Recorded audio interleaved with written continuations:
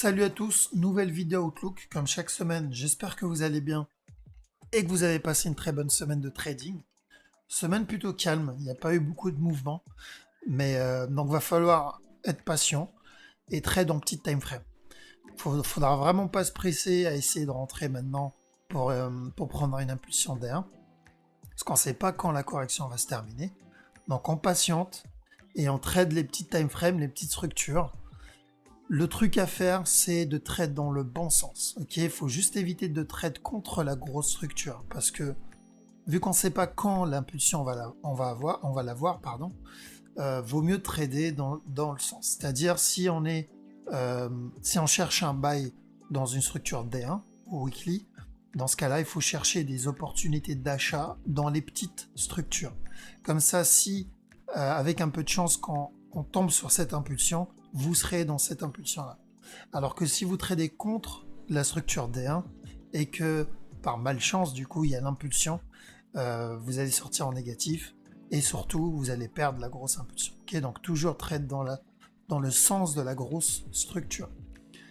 Donc avant de commencer, je tenais à dire, comme à chaque fois, un gros merci à ceux qui likent mes vidéos et ceux qui commentent. Merci énormément pour votre soutien. Toujours là, toujours présent, et ça fait vraiment plaisir.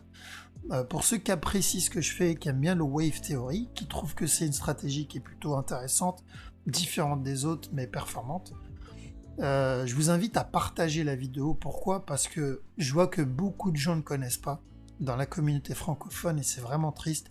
Beaucoup pensent que le seul moyen de trader, c'est ou les supports et résistances ou les indicateurs, ce qui est faux. Il y a le Wave Theory, et ça, c'est dommage que ce soit pas connu dans la communauté francophone. Donc n'hésitez pas à partager si vous pensez que c'est un truc intéressant. Ok? Donc ça me ferait vraiment plaisir. Donc sans plus tarder, on va commencer par l'autre cas. Ah oui, juste par rapport à la formation, donc les inscriptions sont terminées, les cours ont commencé.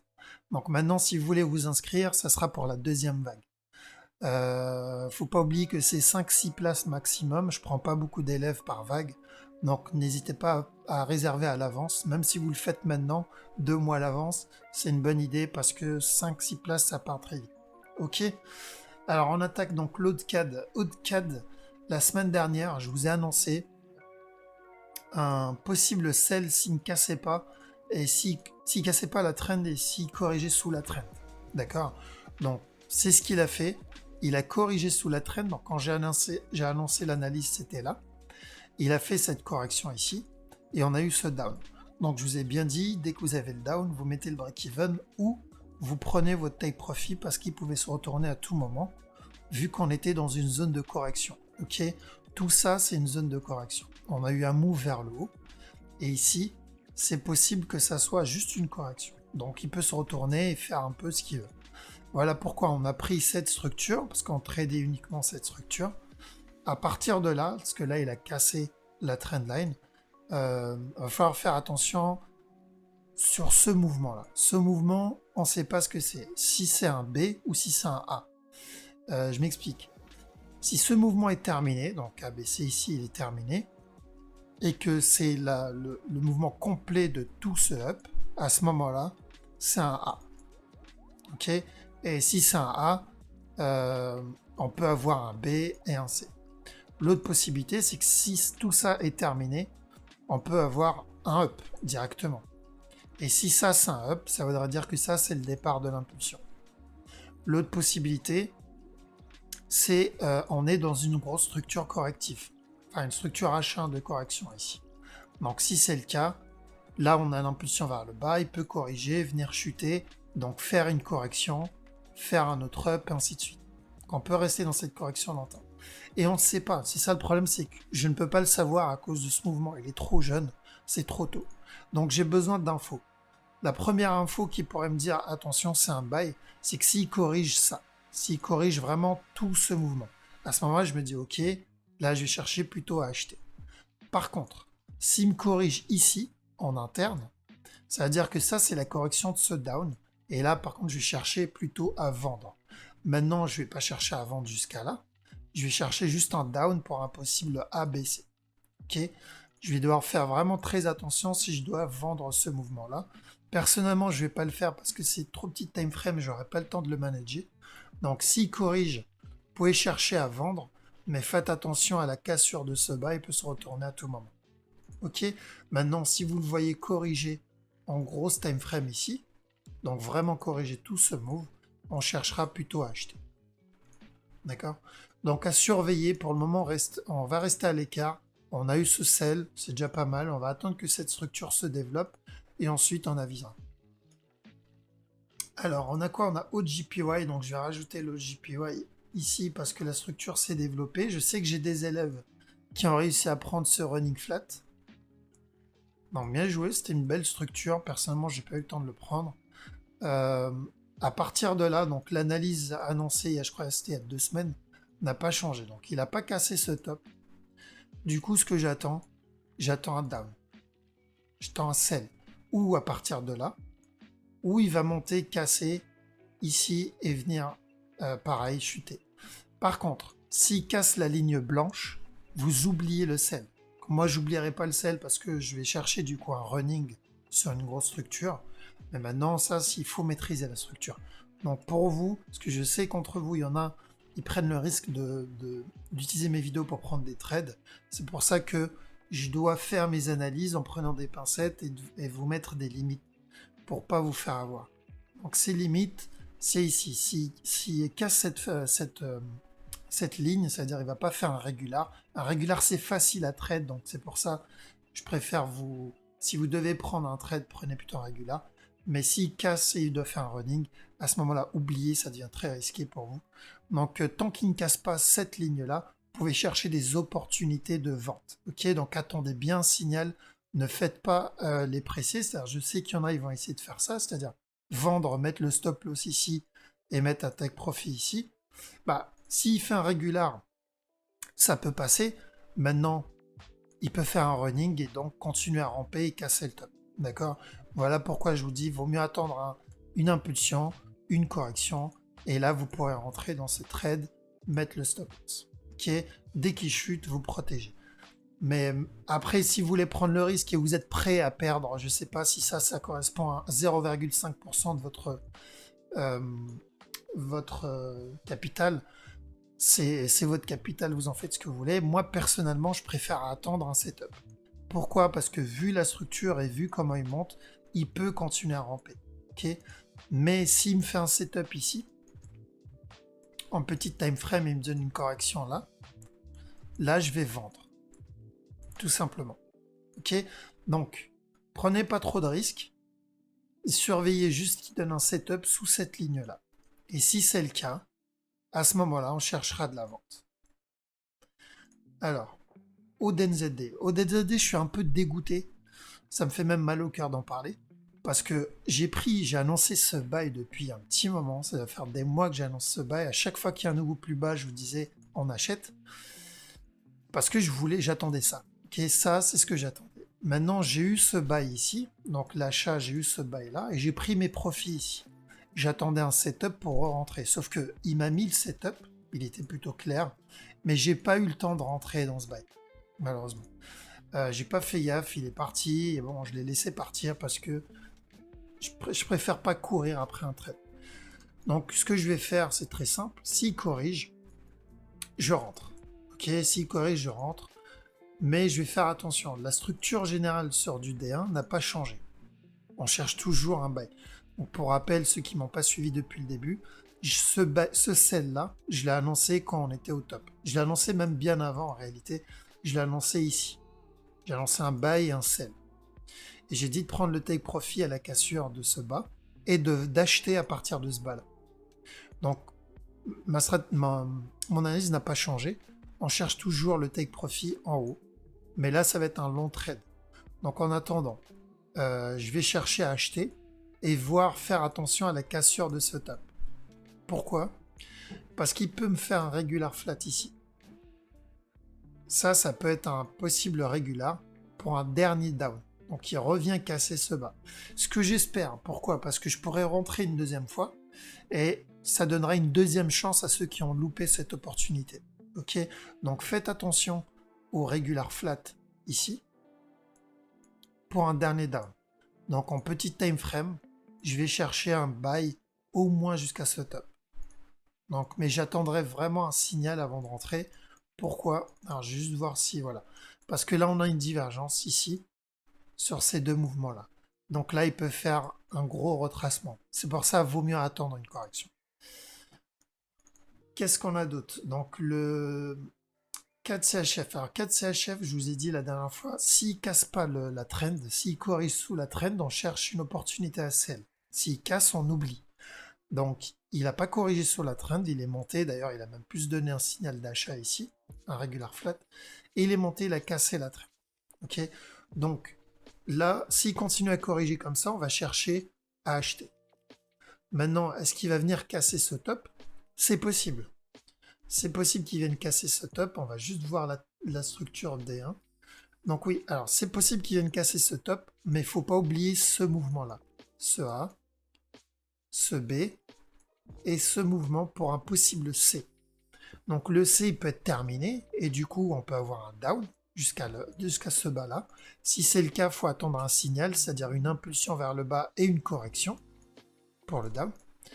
Maintenant, s'il continue à corriger ici, on achète, mais on met le break-even, parce qu'il n'est pas obligé de venir casser ce top. Il peut venir casser le top, et le running sera toujours bon, c'est-à-dire on sera toujours sur ce A, B, ce mouvement sera toujours bon pour un running, et ensuite un down. D'accord? Donc la structure du running n'a pas changé. Maintenant, on ne peut pas savoir à coup sûr si il va chuter tout de suite, ou s'il va nous faire un dernier up avant de chuter. D'accord? Donc c'est pour ça qu'il faut surveiller. On prend les trades morceau par morceau et on se protège avec des break-even.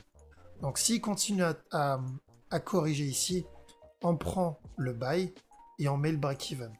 Okay, parce qu'il peut se retourner à tout moment s'il valide la structure D1. S'il monte, bon bah tant mieux, on a réussi à avoir le buy. Maintenant, s'il ne vient pas casser cette trend, il peut faire comme Eurohood, c'est-à-dire continuer à ramper vers le bas et chuter. D'accord, donc c'est pour ça qu'il faut toujours attendre un signal. Idem pour CAD Yen, donc tout ce qui commence par CAD, c'était la même structure. Je vous ai dit, s'il casse pas la trend, on surveille un sell s'il corrige en dessous de la trend. Qu'il n'a pas corrigé, il est monté directement. Là, il peut nous faire une grosse correction pour un buy. D'accord? Donc s'il corrige ici, on surveille un buy. Est-ce qu'il peut venir chuter directement? Vu la structure, il y a peu de chance, mais on se protège toujours au cas où. D'accord? Parce qu'on est dans une zone de correction. Je vois mal ça être un running flat, vu la structure ne ressemble pas à un running flat, mais on n'écarte pas la possibilité. Donc si vous voyez, il corrige comme ça, bon bah à ce moment-là, vous chercherez une opportunité pour acheter. D'accord? CHF Yen. Donc CHF Yen, je chercherai toujours une opportunité d'acheter tant qu'il n'a pas cassé la ligne blanche. D'accord? Donc, en gros, ici, ça peut être un bon setup pour vendre, mais on met le break-even. Il y a plusieurs possibilités. Donc là, il n'a pas cassé ce top. Donc, il peut nous faire, ça peut être un A, ça peut être un B, et là, il peut venir faire un C ici, et ensuite, monter, faire un nouveau top pour, on va mettre une autre couleur, pour ce A, ce B et ce C. Ok, donc ça, c'est une possibilité. Maintenant, en interne, alors je vais remettre la ligne. En interne, il faut faire attention à ça. Ça peut être un A. Tout ce move peut être un B. Il peut chuter ici pour nous faire un running interne. Et ensuite monter, casser le top. Mais du coup, s'il casse le top, il cassera celui-là aussi. Et s'il casse ce top, la structure change. Donc on va avoir un autre possible running ici. Ok, donc en gros, la structure va changer. Donc quoi qu'il arrive, ce qu'il faut retenir pour les débutants, c'est que tant qu'il n'a pas cassé ce top, on cherche des opportunités pour vendre. Et on se protège avec un break-even au cas où il valide un running. Parce que ça peut être un contracting. S'il casse vers le haut, il peut faire un running. Ok, donc on se protège.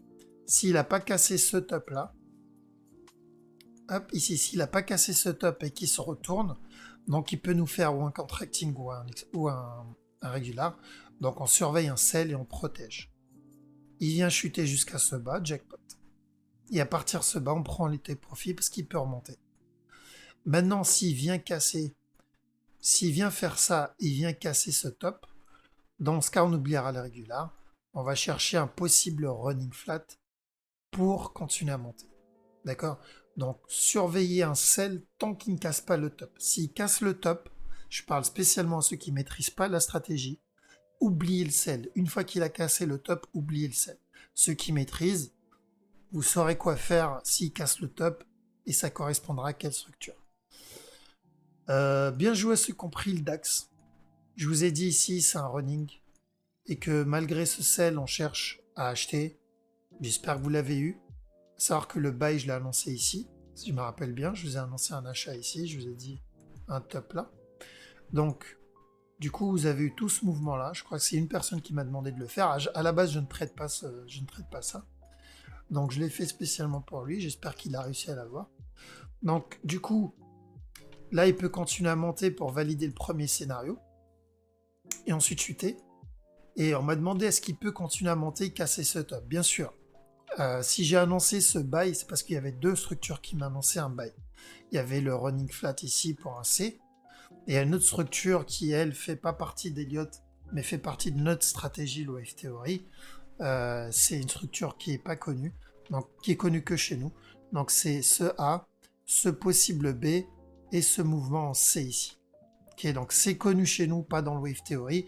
Du coup, il faudra se pencher plus sur le running flat pour ceux qui ne connaissent pas le Wave Theory. Donc mes élèves reconnaîtront cette structure. Et le running plus ce mouvement-là correctif, donc deux structures connues, maintenant c'est les deux. Hop, je vais mettre les deux structures en couleurs différentes. Et ça, c'est le deuxième mouvement. Voilà. Donc ces deux structures, maintenant c'est un buy. C'est pour ça que, avec quasi certitude, je vous ai dit d'acheter à ce moment-là. Okay, donc on a eu au moins le premier scénario. Donc s'il valide le scénario en jaune, on va avoir un down. S'il valide le scénario en violet, il va continuer à monter. Ok, donc très simple. S'il fait une impulsion, il corrige. Donc il y a de grandes chances qu'il valide le deuxième scénario. D'accord. Pareil pour le Dow. Le Dow Jones, donc j'avais annoncé un buy sur ce mouvement. Il en était à là. Ici. Et je vous ai dit take profit ici. Donc vous avez déjà mangé tout ça. Et possible qu'il vienne atteindre le take profit. Possible qu'il fasse un running ici aussi. Faites attention avant de continuer sa montée. Donc take profit était ici. La structure était très simple. C'est une structure classique qui est dans l'Elliott Wave. C'est celle-là, donc un expanding flat. Okay. Donc du coup, c'est pour ça que j'ai annoncé un buy. Donc bien joué à ceux qui ont réussi à l'avoir. Alors Euro-Aude, je suis dans le trade en sell sur ce mouvement-là. Je sais que j'ai des élèves qui l'ont eu en buy aussi. Donc je vous avais annoncé, je vous ai dit tant qu'il ne casse pas s'il casse cette trend, pardon, vous surveillez un buy pour un possible up pour au moins un regular flat. Par contre, s'il casse pas la trend et qu'il vient casser ce bas, ça invalide la structure. Et il n'est pas venu casser la trend, il a continué à ramper, il a même gapé, je crois, à l'ouverture du marché, il a gapé en dessous en cassant ce bas. Donc du coup, vous n'aviez aucune raison de l'acheter. Maintenant, celui qui maîtrise les structures, pour lui, c'est clair que ce mouvement-là, c'est un running, et il va essayer de chercher un buy. C'est d'ailleurs pour ça que j'ai des élèves qui ont réussi à l'avoir. Et moi, j'ai pas eu le buy, par contre, je suis dans le sell, je suis dans ce mouvement-là. Okay, donc là, s'il valide bien un running, j'attends au moins qu'il vienne casser ce bas-là. Donc, il vienne casser ce bas, et à partir de là, je vais peut-être ou prendre mes profits ou prendre une partie, parce qu'on commence à avoir une divergence. Donc, même si la divergence ne veut rien dire en soi, je vais quand même faire gaffe, ou pour rentrer, ou pour prendre au moins une partie. À savoir une chose, c'est que le sell ici n'a pas changé. Je vous ai annoncé ce down, ce mouvement vers le bas, je vous l'ai annoncé quand le marché en était à là. Je vous ai dit, dès qu'il monte, il casse ce top, vous cherchez à vendre. Qu'on a bien eu la vente, donc juste pour info, parce que ça fait un petit moment, mais on a déjà fait 500 pips sur ce mouvement-là. Et quand il en était à là, donc avant que je parte en déplacement, je vous ai dit, attention, on va avoir un retournement pour une correction. Qu'on a eu la correction qui est là. Et dans cette zone, je vous ai dit, on est dans une correction, ce qu'on attend, c'est un down. Donc on a eu le down. Du coup, cette structure, on l'a eu dans tous les sens. On a eu le buy, on a eu le sell, On a eu la correction et on est dans le sell. Ok. Donc maintenant, qu'est-ce qu'il peut faire? J'attends toujours un sell jusqu'ici au moins. Mais en interne, ça ne l'empêche pas de faire une correction. Il peut faire une correction. Il peut même très bien monter et nous faire une grosse correction ici avant de chuter, d'accord? Mais quoi qu'il arrive, long terme, je surveille toujours un sell. Ok, EuroHood, c'est un sell long terme. Eurocad, idem. Donc ici, il y a peut-être un bon setup s'il vient pas casser ce bas. Donc tant qu'il n'a pas cassé ce bas, il y a deux possibilités. On va aller en H4. Voilà. Donc deux possibilités. La première que je vais mettre en violet, il monte tout de suite et vient casser le top. Sauf s'il fait un contracting, mais sinon, j'attends de lui ce qu'il casse le top. Ça, c'est le premier scénario. Deuxième scénario que je vais mettre en jaune. Alors, ces deux scénarios, c'est en partant du principe qu'il ne casse pas ce bas-là, cette ligne blanche. Okay. Donc, deuxième scénario, c'est qu'il chute, il casse ce bas, ici, où il peut faire une correction, et ensuite il chute pour casser le bas, peu importe. Et ensuite, il monte. Et après, il vient chuter. Et idem pour le... Alors, je vais mettre scénario 2 en jaune. Et idem pour la violette. Hein. C'est une fois qu'il casse le top, j'attends ce qu'il vient de chuter. D'accord? Ça, c'est ce que j'attends. Les deux possibilités. Mais, si il vient casser la ligne blanche, vous oubliez l'achat. D'accord? Je dis bien vous, donc ceux qui ne maîtrisent pas la théorie encore, vous oubliez l'achat, vous attendez une correction en dessous, et là, vous chercherez à rentrer en vente. Maintenant, ceux qui maîtrisent, vous pouvez tenter le running flat. D'accord? Donc, voilà les trois scénarios que je vois.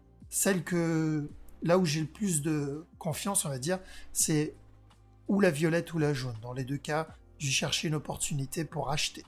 Donc, s'il corrige ici, je vais acheter.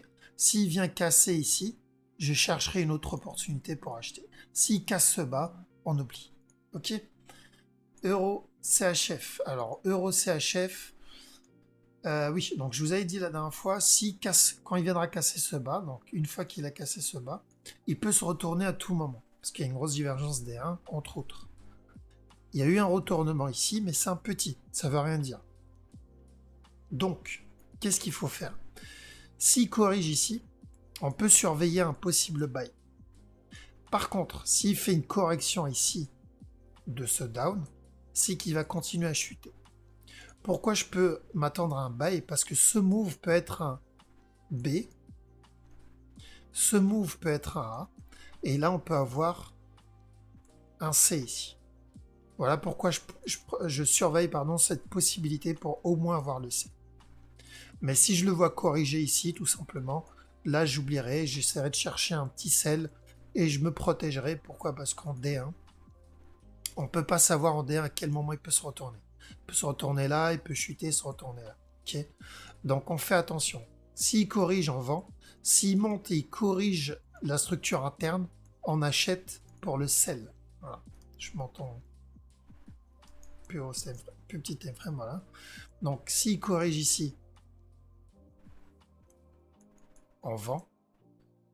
Si par contre il corrige ce up, on cherche à acheter et on se protège. Parce que même le buy, il peut très bien faire ça et ensuite faire une plus grosse correction. Voilà pourquoi on se protège.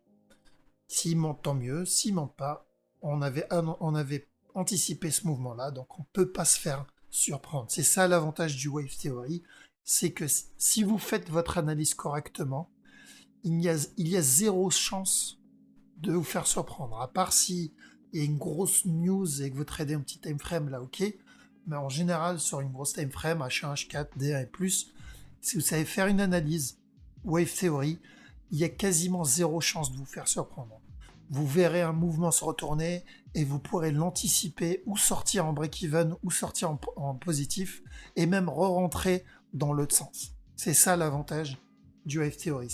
Je crois que c'est la seule stratégie, c'est la seule méthode où on peut avoir cette flexibilité. Alors, qu'est-ce qu'on a d'autre? Je ne sais pas s'il a fait quelque chose depuis EuroJPY. Non. Donc oui, EuroJPY, on attendait, je vous avais dit, s'il corrige ici, à ce moment-là, on attendra un sell, sauf qu'il a fait aucune correction, il a continué à monter. Il a fait même un setup pour l'achat, ici. Hop. Donc, il aurait pu nous faire un running pour faire une correction pour chuter, sauf qu'il n'a pas fait ça. Il n'a donné aucun signal, il a corrigé ici pour acheter. Corrigé ici pour acheter. D'ailleurs, j'ai pris un petit trade sur ce mouvement-là, mais juste un tout petit, j'ai pris juste ce up. Ok.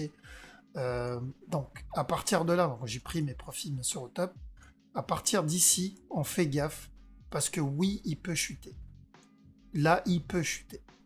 Donc, faut surveiller ce mouvement, ce qu'il va faire. S'il fait une correction ici, on surveillera un achat, mais ce mouvement-là, pardon, donc ce mouvement-là peut nous faire un autre down. Donc c'est pour ça, faire attention. Cassure de trend, il commence à casser cette trend-là. Donc vous attendez vraiment voir si c'est une correction qu'il fait ou si c'est une impulsion suivie d'une correction. Si c'est ça, on cherchera à vendre. Par contre, s'il corrige, ça il monte, il descend de cette structure-là, ça veut dire que ce bas, c'est la fin du mouvement. Et là, on entame une nouvelle structure pour un up. Ok.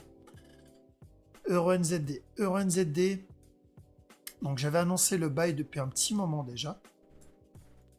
Je vous ai dit deux possibilités. Ou il se retourne avant de casser le bas et il monte ici. Ou il vient casser le bas et il monte, mais il ne viendra pas toucher ce top.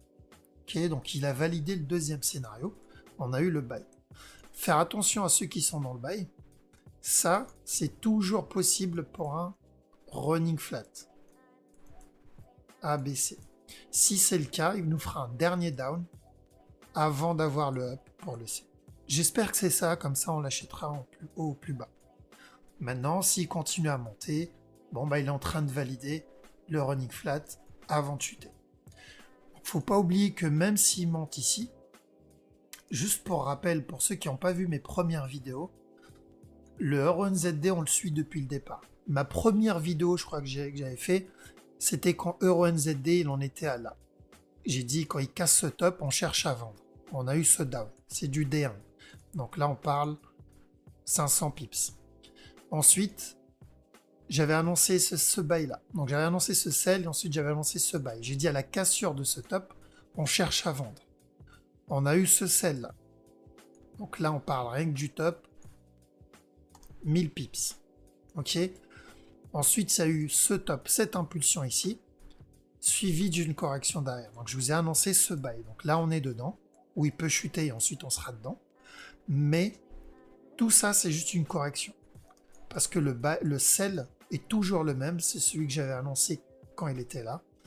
C'est le sell qui est ici. Donc sauf si la structure change entre temps, mais pour le moment, le sell, une fois que ce buy est terminé, on cherchera à vendre jusqu'à là. Ok, donc ça va être un beau trade. EURUSD. CORUSD, je vous avais annoncé un sell quand le marché il en était à là. Je vous ai dit sell jusqu'au moins ce bas là. Ok. Hop. Donc pour le moment, il n'a pas cassé le bas. C'est pas trop tard, il peut toujours venir casser le bas. Donc ici, ça serait l'idéal. Pour moi, ça serait le scénario parfait qui vienne casser le bas et après je vais chercher à acheter. Ok. Maintenant, est-ce qu'il peut monter tout de suite et nous donner le buy? Oui, c'est possible. C'est pour ça que je ne vais pas prendre le risque. S'il corrige ici, il me donne un setup d'achat, j'achète. J'achète, mais je vais me protéger. Pourquoi? Parce que ça peut être juste une correction pour venir enfin faire donc la cassure. Ok. S'il vient faire la cassure, je serai protégé et je chercherai à acheter ici. Donc, dans les deux cas, c'est où il monte tout de suite, ok, ou sinon, il vient faire un nouveau plus bas et ensuite il monte. Donc ce plus bas, on ne sait pas à quel moment il va monter, mais on attendra un setup. Mais quoi qu'il arrive, à partir de la cassure de ce bas, on cherchera un achat. Mais par sécurité, je préfère aussi, je chercherai un achat dans cette zone-là aussi. Donc, mais je ferai attention à ce possible ABC pour un autre down. Mais je prendrai ce C au cas où c'est l'impulsion. Okay. Donc EURUSD, moyen terme, vous cherchez un achat. Alors les GBP, tous les GBP, enfin pas tous, mais GBP Haute, GBP 4, GBP NZD, GBP USD, vous cherchez à vendre à chaque nouveau setup. Ok? Donc, bien sûr, vous attendez un setup avant de vendre, on ne rentre pas n'importe comment. Parce que là, c'est possible qu'on soit déjà dedans. Ça, c'est possible qu'on soit dans un setup correctif et on rentre pour chuter. Mais ça peut être aussi une correction de ce mouvement et on a un dernier up avant le down. Okay. Donc, dans les deux cas, moi, je vais chercher des opportunités de vendre, comme j'en ai eu ici, comme j'en ai eu là, comme j'en ai eu là. Donc là, actuellement, je suis dans celui-là. Okay. S'il monte, c'est pas grave, je chercherai une autre opportunité. Long terme, faut pas louper le down, parce qu'on est vers la fin d'un mouvement. GBP CAD, idem. Donc là, il peut très bien nous faire tout ça, ça peut être la correction pour un down. C'est pour ça que en interne, j'ai pris le risque de rentrer dans cette structure pour un sell. Je suis rentré là-dedans, je protégerai mon entrée au cas où il décide de me faire un autre up avant de chuter. Ok. Je crois qu'il y a GBP CHF qui nous fait un bon setup pour du sell aussi. Ici, ça peut être une correction pour du sell. Donc il peut chuter maintenant, il peut nous faire un autre up avant de chuter maintenant. Ok, donc à surveiller. Ça peut être un bon setup pour vendre sur CHF, GBP CHF. GBP-NZD, c'est la seule structure qui m'annonce plus un buy qu'un sell, pour le court terme bien sûr, ici. Donc au moins venir casser ce top avant de vendre. Ok, bon, il peut monter encore un peu avant de chuter. Mais quoi qu'il arrive, sur du D1, je cherche de la vente. D'accord? Maintenant, celui qui veut prendre ce buy ici, il faudra faire très attention. Moi, c'est du suicide. Prendre un buy ici sur une structure qui est quasiment terminée, surtout sur un GBP, c'est du suicide. Je préfère le laisser monter et là, je chercherai une opportunité pour vendre. Okay, comme il y en a eu ici, je rentrerai là-dedans. Il y en a eu ici, je rentrerai là-dedans. Ok? Donc, on cherche à vendre. NZD CAD. Donc, NZD CAD, je suis rentré dans ce sell, donc dans cette zone, et je suis sorti ici. Donc il y a eu ce up, il y a eu ce down, je suis sorti dans ce down. J'ai pris mes profits ici. Donc, s'il corrige, je rentre tout simplement. Pourquoi je suis sorti? Parce qu'il y a toujours la possibilité de ce A, B, C pour un running et ensuite monter. Maintenant, je vais quand même continuer à chercher des opportunités de vente. Pourquoi? Parce que la grosse structure, et je privilégie plutôt la grosse structure, m'annonce toujours un possible running flat. Ok, on peut toujours venir chuter ici. Donc il peut très bien valider un running en interne, faire un nouveau top et ensuite chuter. Donc on peut avoir donc le retournement ici. C'est pour ça que je préfère me protéger. Donc long terme, je vois toujours un possible down, mais court terme, il y a ce possible running pour encore un up. Donc on se protège. S'il corrige, je rentre, mais je me protège. Qu'est-ce qu'on a? USD CAD. Donc USD CAD, j'attends un down. Donc je vous avais dit la dernière fois que j'attendais un dernier up qui vient casser ce top avant de vendre. J'attends toujours la même chose. Donc ici, il est dans une phase de correction. Là, il peut très bien venir faire donc ce down là, venir casser. Il peut chuter tout de suite. La structure reste valable, mais c'est pas celle qui a le plus de probabilité. Celle qui a le plus de probabilité, c'est au moins venir casser le top, et ensuite je chercherai à vendre. Ok, donc à surveiller, parce que j'attends un W, X, Y, X, Z, et je surveille ce down ensuite. USD JPY. USD JPY, je vous ai dit, s'il casse pas la trend, on cherchera à vendre. Il a cassé la trend, et en plus il nous a donné aucun setup de vente, pardon. Donc, actuellement, il n'est pas loin du top. Je pense qu'il va continuer à ramper, venir toucher ou casser le top. Donc, je vais rester à l'écart et voir ce qu'il va me faire. Pourquoi? Parce que sur du D1, on a toujours ces deux possibilités, c'est-à-dire ou un contracting pour un up, et ensuite il vient chuter, ou l'autre possibilité, c'est que là, il vient et il corrige, venir faire un down ici pour un ABC, et ensuite venir monter, casser le top pour ce ABC, et venir chuter derrière pour ce ABC. Et ensuite, une fois qu'il aura fini tout ça, on aura le buy qui viendra casser ce top-là, avant le down. Ok, bon, ça sera dans des années, mais pour le moment, on va surveiller cette structure-là, si c'est correctif ou pas. S'il fait une correction, on cherchera au moins un top. Ok, à surveiller. Silver, donc Silver, idem, je continue à chercher un buy pour ce mouvement-là, donc ce up-là, au moins pour ce mouvement-là. Donc il y a deux possibilités, c'est ou c'est un running et ensuite on va avoir un dernier down, ou le mouvement correctif est terminé et on va avoir le up qui montera jusqu'à là. Donc dans les deux cas, je vais continuer à surveiller de l'achat sur le silver en petit time frame.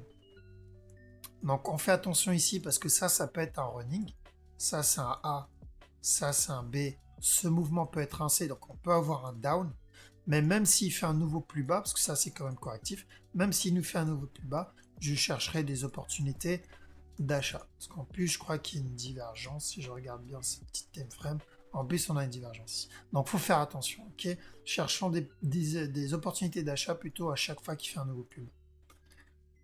Et c'est tout. Je crois avoir fait le tour. 36 minutes la vidéo. Donc on va pas la faire plus longue. Donc je vais vous laisser ici. N'hésitez pas, hein, les gars, à partager la vidéo avec donc que ce soit sur Facebook, Twitter ou Insta, peu importe. Si vous pensez qu'il y a des gens qui sont intéressés par le trading et ça fait un petit moment qu'ils tradent et ils ont du mal. Donc mes vidéos ne s'adressent pas spécialement aux débutants, mais plutôt aux personnes qui galèrent, qui n'arrivent pas à trouver la stratégie qui correspond à leur style, à leur personnalité. N'hésitez pas à partager, histoire de faire connaître tout ça. Sur ce, moi je vous souhaite un excellent week-end et je vous dis à la prochaine. Ciao.